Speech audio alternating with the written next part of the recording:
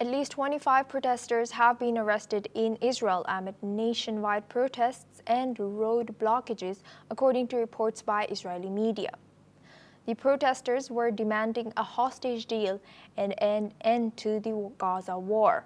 11 of the detained demonstrators were arrested in Tel Aviv for allegedly violating public order and impairing freedom of movement on the roads, according to Israeli law enforcement officials.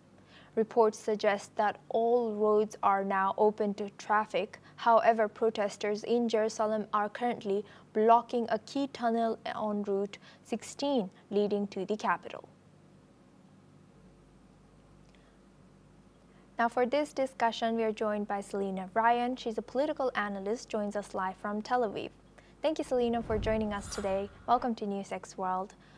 What do you think the recent protests, growing protests in Israel of demanding a hostage deal and end to the Gaza war reveal about the current public sentiment?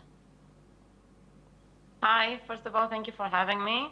So throughout the entire war, when these kind of protests took place, the Arab media, which is associated with Hamas, like Al Jazeera, Al-Aqsa TV, and so on, they showed us that all the protests inside Israel are presented to the Arab world as proof of support for Hamas and its positions. So basically, what these protesters are doing right now, they are literally mouthpiecing Hamas propaganda, and they're helping Hamas and strengthening Hamas' position in Gaza, because they say, look, the Israeli people are with us, which is extremely wrong. Second of all, we can see from the drone footage today that only a very small portion of people protested. It was like few dozens of people in each road just blocking the roads and burning tires. It wasn't like hundreds of thousands like they hoped.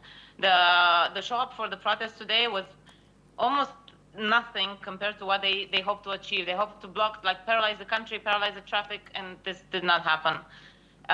It's unfortunate that democracy in Israel is understood as such and used against us. We also know, as it has been revealed recently, that these protests have been sponsored from the Biden administration for years.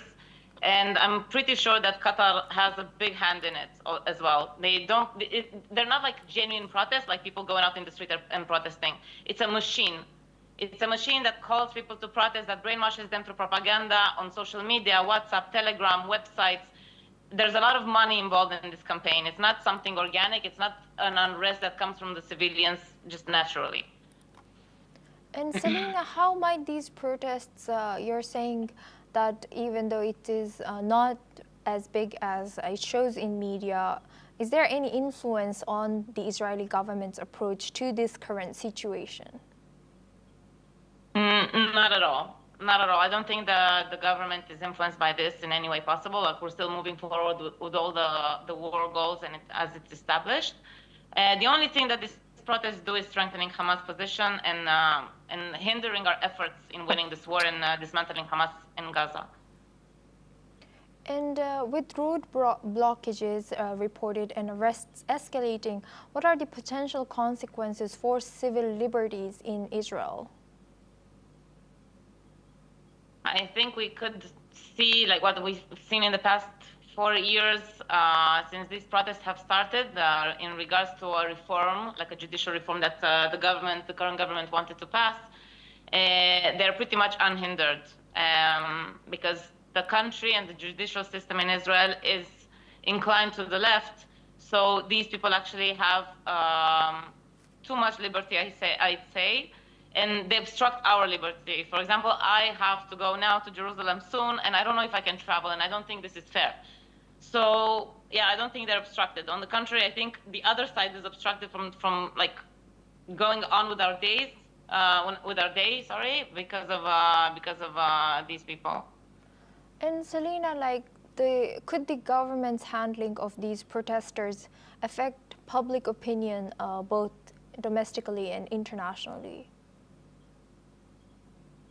Can you develop a bit more? Handling in which way? I don't understand. So the reports of government's handling of these protesters, even some being arrested. So do you think this handling of protesters are affecting public opinion?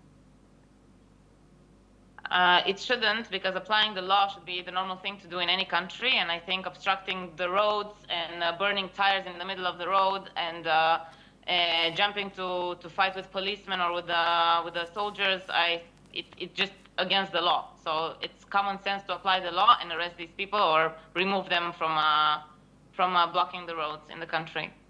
Thank you very much, Selena Ryan. Always nice hearing from you. Now we move on to our next news.